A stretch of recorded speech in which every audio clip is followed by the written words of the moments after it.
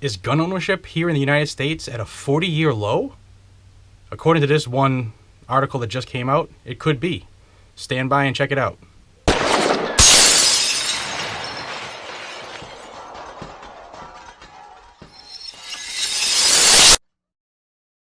Hey everybody, welcome back to the channel. I really appreciate your time. According to CBS News, which just released its results of a poll that they've been conducting, the ownership of firearms here in the United States is at a almost 40-year low. Now, I really don't think that this is 100% accurate, because I know a lot of people who own guns, and when these polls start asking questions, they plead the fifth. They don't even answer. They don't want anybody to know how much they have and where they have it. And I'm one of those people too. If you're not living under a rock and you watched any of my videos, or if you've just been alive for the last 7 years, you know that gun sales are at astronomical numbers. They are soaring through the roof.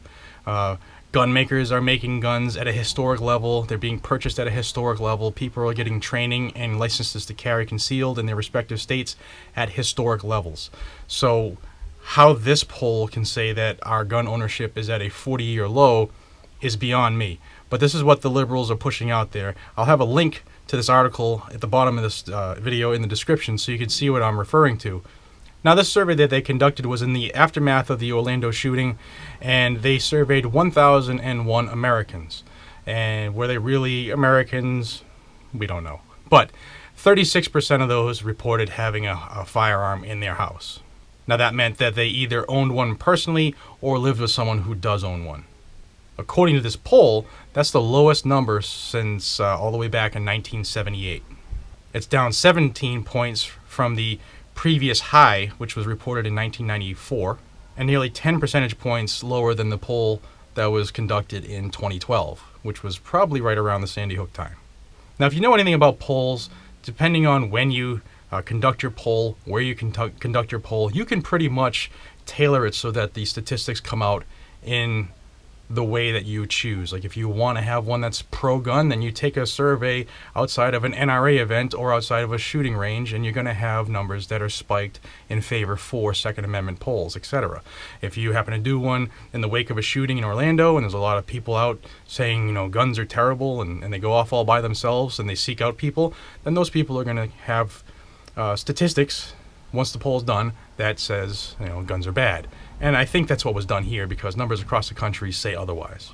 And if you don't believe what I'm saying, the numbers with the FBI as far as background checks for purchases of new firearms through NICS, those are at all-time high levels. They're falling behind. They need to hire more people to do those checks.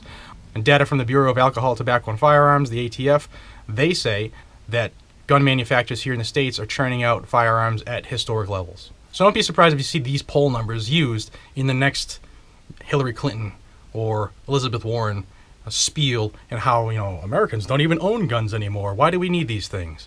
It's coming, believe me. So just know that the opposite is true. See through the smoke. And thank you for watching. Until the next one, stay safe, stay vigilant, and carry your firearm.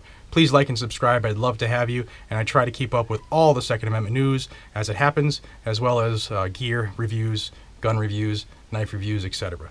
This is Jared. Take care. Have a good one.